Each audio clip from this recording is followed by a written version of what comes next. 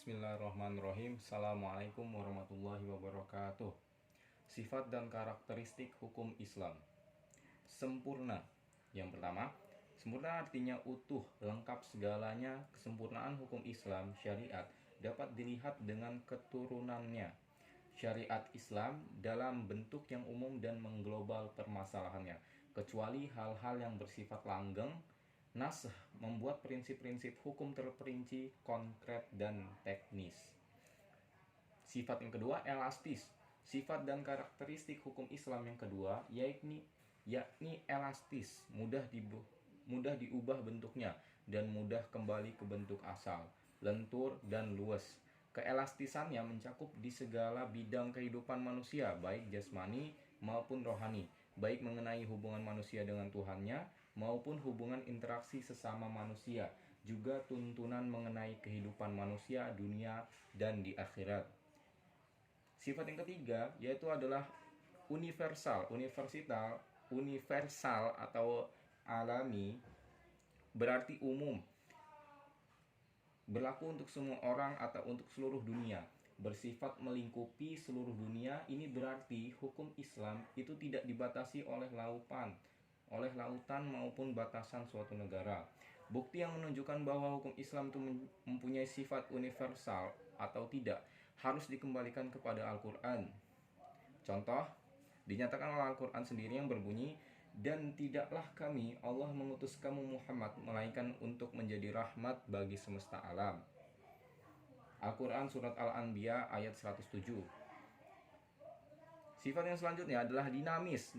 Dinamis dalam KBBI atau Kamus Besar Bahasa Indonesia dijelaskan makna dari kata dinamis adalah penuh semangat dan tenaga sehingga dapat bergerak dan mudah menyesuaikan diri dalam keadaan dan sebagainya.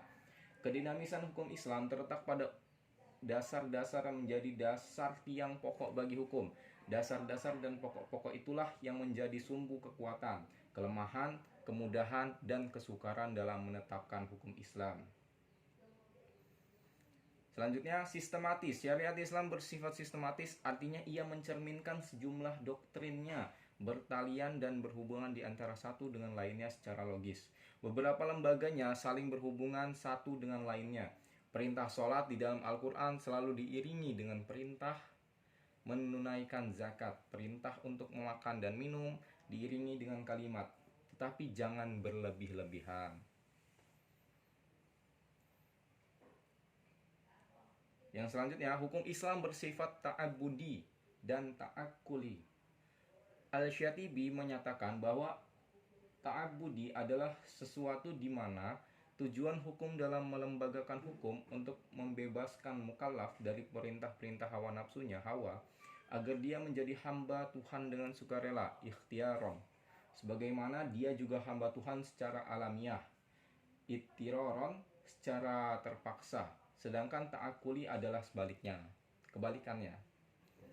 Bersifat ta'abudi, lebih jelasnya ta'abudi adalah suatu bentuk ibadah yang tujuan utamanya untuk mendekati diri kepada Allah, yakni beriman kepadanya dan segala konsekuensinya berupa ibadah yang mengandung sifat ta'abudi murni. Artinya,